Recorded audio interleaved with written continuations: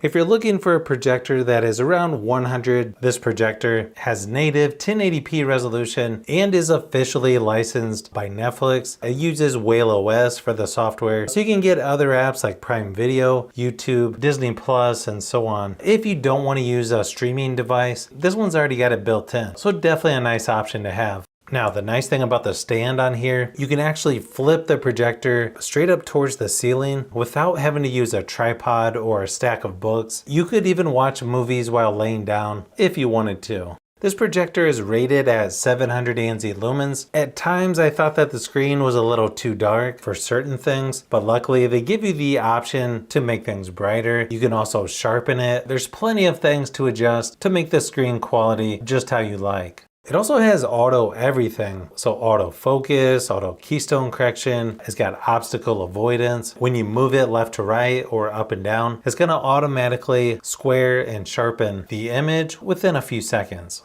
It also has dual band Wi-Fi 6 and Bluetooth 5.4, which means less lag when streaming and better stability when connecting external soundbars.